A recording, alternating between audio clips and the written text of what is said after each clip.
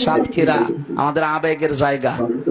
সারা বাংলাদেশে আমার যতটুকু বাস্তবতা ধারণা আমি জানি, আল্লাহ যদি কিয়ামতে জান্নাত দেওয়া আরম্ভ করে, প্রথমে সাতক্ষীরা দিয়ে আরম্ভ করবে। টোকিও ঠিক করে, নিউ ইয়র্ক ঠিক করে, এটা কুমিল্লা ঠিক করে না, এটা নোয়াখালী ঠিক করে না। কারণ এত দামি পুরস্কার দেওয়ার জায়গা বাংলাদেশ নয়, ইন্ডিয়া নয়, পাকিস্তান নয়।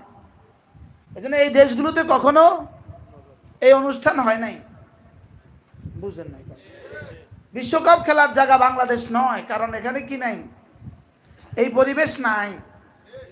এই পরিবেশ কি, আর কিয়ামতের আগেও এই মজলিসে যে নেকি হবে, তার নেকিগুলো আল্লাহ তাআলা আমাদেরকে দিয়ে দেন।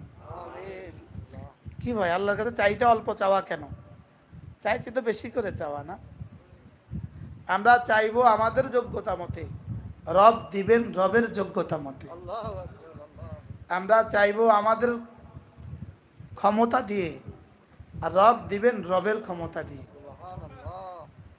রবের ক্ষমতার আল্লাহ তাআলার সাধ্যের সর্বনিম্ন পরিমাণ 10 দুনিয়া বরাবর জান্নাত।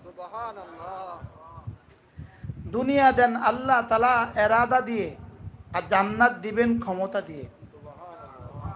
জান্নাত দিবেন আল্লাহ তাআলার কুদরত দিয়ে, আর দুনিয়া দিচ্ছেন আল্লাহ তাআলার এরাদা দিয়ে। এরাদার সর্বনিম্ন স্তর কদ্দুর, সামান্য হইতে পারে, আর ক্ষমতার সর্বনিম্ন স্তর 10 দুনিয়া বরাবর জান্নাত। নাহলে জান্নাত 10 দুনিয়ার নিচে হবে না কেন? বলে এটা আল্লাহ তাআলার শানের খেলাফ। বলেন আল্লাহ তাআলা কি? আল্লাহ তাআলার শানের খেলাফ।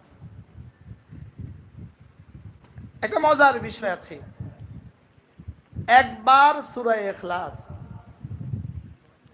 বলেন, একবার সূরা ইখলাস বলেন, জান্নাতুল ফিরদাউসের চেয়েও দামি। কি বলছি বলেন?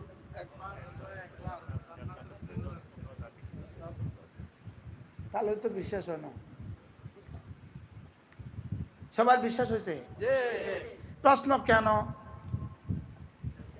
একবার সূরা ইখলাস জান্নাতুল ফিরদাউসের চেয়ে দামি হবে কেন? এলো প্রশ্ন।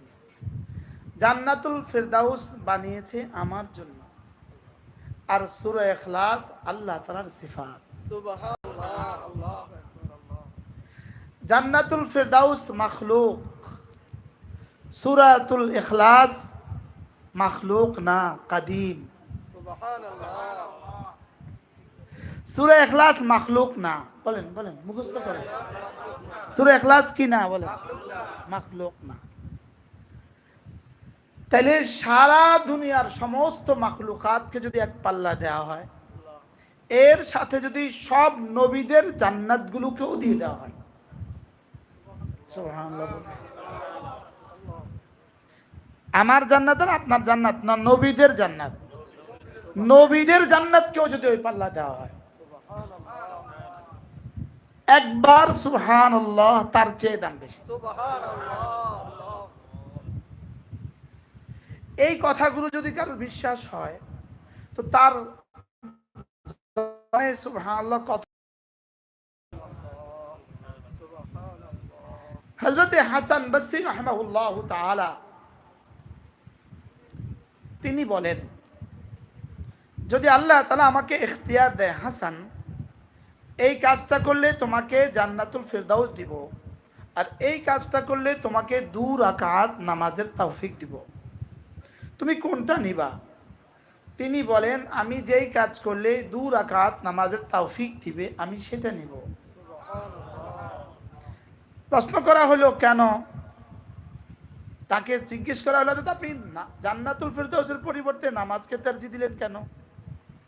তিনি বলেন, জান্নাত বানিয়েছে আমার জন্য, নামাজ বানিয়েছেন আল্লাহ তাআলা তার নিজের জন্য। সুবহানাল্লাহ। আল্লাহটা দামি না আমারটা দামি? আল্লাহটা দামি। কারটা দামি? আল্লাহটা দামি। এজন্য কোরআন আল্লাহর, জান্নাত আমার। কোরআন কার? আল্লাহর। জান্নাত কার? আমার। আমারটার দাম বেশি না আল্লাহটার দাম বেশি? হ্যাঁ, এজন্য কোরআনে কারীমের সাথে লেগে যাওয়া মানে রব্বে কারীমের সাথে লেগে যাওয়া। কোরআনের ঘরের সাথে লাগা মানে রবের সাথে লাগা। আরে জান্নাতের সাথে লাগা বলবো না, রবের সাথে লাগা বলবো। কি বলছি বলেন? না না, জান্নাতের সাথে লাগা নয়, জান্নাত আমার ইবাদতের জাযা নয়, জান্নাত ইবাদতের জাযা পাওয়ার জায়গা। বুঝুন না কথা? ইবাদতের জাযা পাওয়া কি জায়গা? জায়গা ইবাদতের পুরস্কারের জায়গা। যেমন নোবেল প্রাইজ দিবে, এটার জন্য ভেন্যু ঠিক করে, কোথায় দিবে। এটা অস্ট্রেলিয়ার সিডনি ঠিক করে, টোকিও ঠিক করে, নিউ ইয়র্ক ঠিক করে, এটা কুমিল্লা ঠিক করে না, এটা নোয়াখালী ঠিক করে না। কারণ এত দামি পুরস্কার দেওয়ার জায়গা বাংলাদেশ নয়, ইন্ডিয়া নয়, পাকিস্তান নয়। এজন্য এই দেশগুলোতে কখনো এই অনুষ্ঠান হয় নাই। বুঝলেন না? বিশ্বকাপ খেলার জায়গা বাংলাদেশ নয়, কারণ এখানে কি নাই, এই পরিবেশ নাই। এই পরিবেশ কি? আল্লাহর দিদার হলো ইবাদতের মূল জাযা। আর দুনিয়াতে আল্লাহর দিদার হবে না, এজন্য জান্নাত বানিয়ে আল্লাহর দিদারের যোগ্যতা দিয়েছেন আমাদেরকে। কি হয়? প্রশ্ন, যদি আল্লাহর দিদার হয় ইবাদতের পুরস্কার, জান্নাতের হাজারো লাখো হুর আর গিলমান ইবাদতের পুরস্কার, জান্নাতের ভবন আর জান্নাতের দুধের সাগর আর নহর আর মধুর সাগর যদি হয় ইবাদতের পুরস্কার, প্রশ্ন, ইবাদত দামি না পুরস্কার দামি? ক্লিয়ার? ইবাদত দামি না পুরস্কার দামি? কর্ম দামি হয় না পুরস্কার দামি হয়? বলেন, কর্ম দামি হয় না পুরস্কার দামি হয়? 5 কোটি টাকা ব্যয় আপনি বাড়ি করেছেন, রাজমিস্ত্রির এত সুন্দর সুকৌশলী কাজের কারণে আপনি খুশি হয়ে তাকে পুরস্কার দিবেন। এবার বলুন তো, তাকে পুরস্কার দিলে কত দিবেন? বলেন তো, কাজটা কত টাকার? 5 কোটি টাকার, পুরস্কার কত? কি? এবার কর্মের দাম কত, পুরস্কারের দাম কত? জোরে বলেন। কর্মের দাম বেশি না পুরস্কারের দাম বেশি? এবার পুরস্কার যদি হয় নোবেল প্রাইজ, এবার কর্মটার দাম কত? এবার পুরস্কার একবার সুবহানাল্লাহর পুরস্কার যদি হয় আযম মিন উহুদিন, উহুদের চেয়েও ভারী পুরস্কার যদি হয় উহুদের চেয়ে ভারী, তাহলে কর্মটার দাম কত? এবার কি বুঝে আসছে? পুরস্কার দামি বেশি না কর্মের দাম বেশি? এবার কর্ম উদ্দেশ্য না পুরস্কার উদ্দেশ্য? সবাই বলেন, কর্ম উদ্দেশ্য না পুরস্কার উদ্দেশ্য? তাহলে এবার বলুন তো দেখি, একবার ইমানের পুরস্কার 10 দুনিয়া পাবার জান্নাত, এর সাথে যদি গোটা 30 পারা মিলে, তো জান্নাতটা এবার কত বড় হবে? হ্যাঁ, একবার সুবহানাল্লাহ শব্দটা যদি উহুদের চেয়ে ভারী হয়, তো 30 পারা কোরআনের প্রতিটা শব্দ মিলে একসাথে মিলাইলে কত ভারী হবে? কি? এবার পুরস্কার যদি এত ভারী হয়, তো কর্মটা কত ভারী? কি ভাই? এবার কর্ম উদ্দেশ্য না পুরস্কার উদ্দেশ্য? বলেন। দেখেন না, বিভিন্ন পুরস্কার অনুষ্ঠানে আমাদের বক্তারা কি বলে? পুরস্কার উদ্দেশ্য নয় বলে। কি বলে না? বলেন, সবাই বলে না? যে কোনো পুরস্কার বিতরণ অনুষ্ঠানে কি বলে?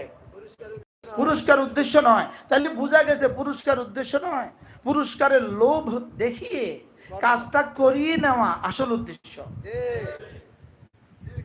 তাহলে জান্নাত জান্নাত জান্নাত বলে বলে বলে আমাকে মূলত জান্নাতের লোভ দেখিয়ে ইবাদত করিয়ে নেওয়া আল্লাহর উদ্দেশ্য। কি? জান্নাতের লোভ দেখায়া ইবাদত কি?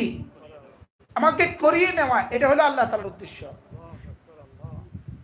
এখন এই উদ্দেশ্যটা যার দ্বারা যেই পরিমাণ আদায় হবে, এই উদ্দেশ্যটা যার দ্বারা যেই পরিমাণ সুন্দর হবে, এই উদ্দেশ্যটা যার দ্বারা যেই পরিমাণ দামি হবে, আল্লাহ তাআলার কাছে এই মানুষটা এই পরিমাণ দামি।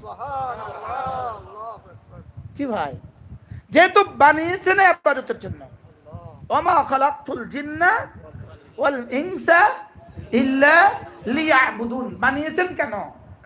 ইবাদতের জন্য না জান্নাতের জন্য? বানিয়েছে কেন? জান্নাত কি? পুরস্কারের জায়গা। তো জায়গা যদি এত দামি হয়, পুরস্কারটা কত দামি? কি হয়, এবার পুরস্কার যদি এত দামি হয়, তো কর্মটা কত দামি? তাহলে আমাদের কোরআনে কারীম আজকে যারা হাফেজ হয়েছে, এই কাজটা কত দামি? হ্যাঁ, কত দামি?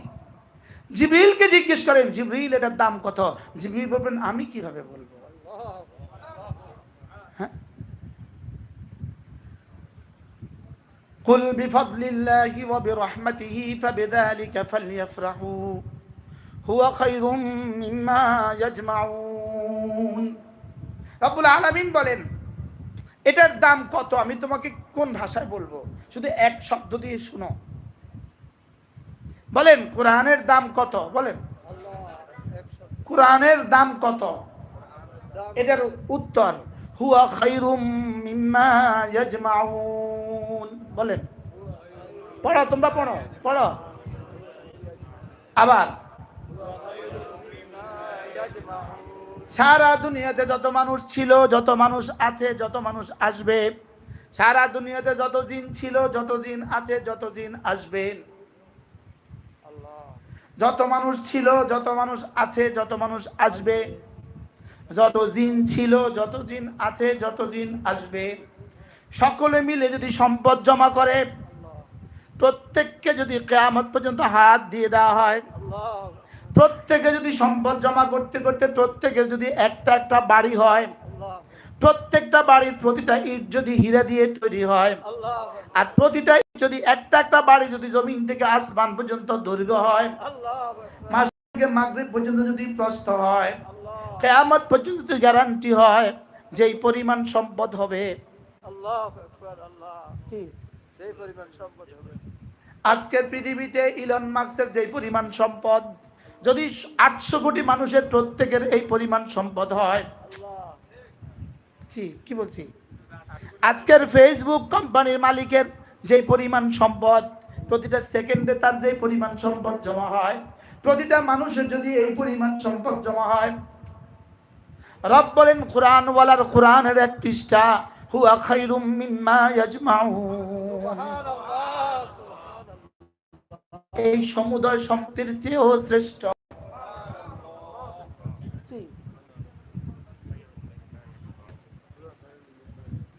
আবার বলেন, উলামা ইকরাম বলেন কোরআনের দাম কত?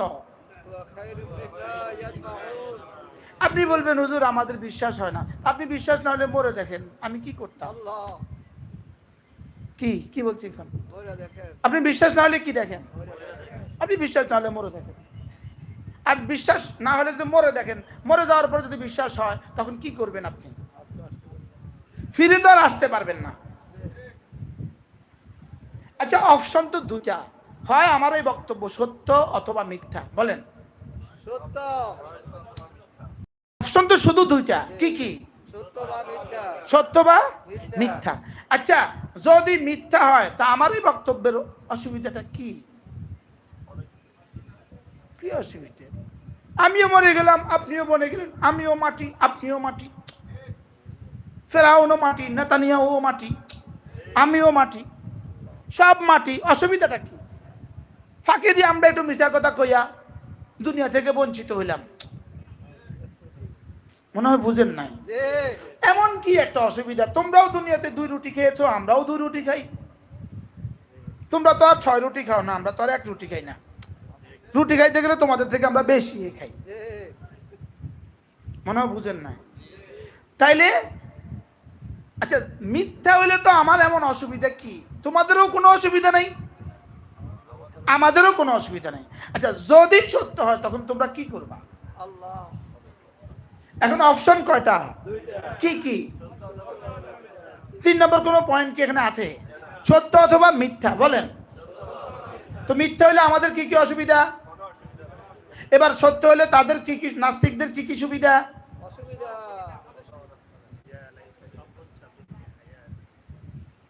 আমি আপনাদেরকে একটা প্রশ্ন করি, ছোট্ট একটা প্রশ্ন। যেমন ধরেন একটা কবিতা, আমার সোনার বাংলা, একটা কবিতা, একটা ভালো কবিতা। আচ্ছা এই কবিতাটা আপনি জীবনে কয়বার পড়ছেন? অনেকবার পড়ছেন। এই বছর কয়বার পড়ছেন? 2025 সালে কয়বার পড়ছেন? 2024 সালে কয়বার? 2023 সালে কয়বার? 2022 সালে কয়বার? ডক্টর ইউনূসকে জিজ্ঞেস করেন আপনি এই কবিতাটা 2025 সালে কয়বার পড়ছেন? আমাদের সেনা প্রধানকে জিজ্ঞেস করেন আপনি এই কবিতাটা 2025 সালে কয়বার পড়ছেন? আমাদের শিক্ষা উপদেষ্টাকে জিজ্ঞেস করেন আপনি এই কবিতাটা 2024 সালে কয়বার পড়ছেন? আচ্ছা এই প্রশ্নের তো উত্তর দিলেন আপনারা। এবার বলেন সূরা ফাতিহা আজকে কয়বার পড়ছেন? বলেন 32 বার। গতকালকে কয়বার? এবার ডক্টর ইউনূস মহোদয়কে জিজ্ঞেস করেন আপনি সূরা ফাতিহা কয়বার পড়ছেন? বলবে 32 বার। আর না পড়লেও কইব 32 বার। আমাদের সেনা প্রধানকে জিজ্ঞেস করেন কয়বার? কইব 32 বার। আমাদের শিক্ষা উপদেষ্টাকে জিজ্ঞেস করেন কয়বার? তাহলে আপনি বলেন তো ইমানদারিতে সূরা ইখলাস ডেলি পড়তে হয়, সূরা ফাতিহা ডেলি পড়তে হয় কতবার? আর আমার সোনার বাংলা ডেলি পড়তে হয় কতবার? এক বছরে একবারও না। আমার মা পড়ছে কতবার সূরা ফাতিহা? ডক্টর ইউনূসের মা সূরা ফাতিহা পড়ছে প্রতিদিন কতবার? তার দাদি সূরা ফাতিহা পড়ছে ডেলি কতবার? তার দাদা সূরা ফাতিহা পড়ছে কতবার? তার আব্বা সূরা ফাতিহা পড়ছে কতবার? তার স্ত্রী সূরা ফাতিহা পড়ে কতবার? এবার বলেন তার আব্বা আমার সোনার বাংলা পড়েছে কতবার? এখন তাইলে যেটা জীবনে একবারও পড়তে হয় না, যেই সঙ্গীত শিখতে জীবনে একবারও লাগে না, যেই কাজটা জীবনে একবারও করতে হয় না, ওই কাজের জন্য প্রাইমারি স্কুলে তুমি বাধ্যতামূলক সঙ্গীত শিক্ষক নিয়োগ দিতে পারলে যেই সূরাটা পড়া প্রতিদিন 32 বার প্রয়োজন হয়,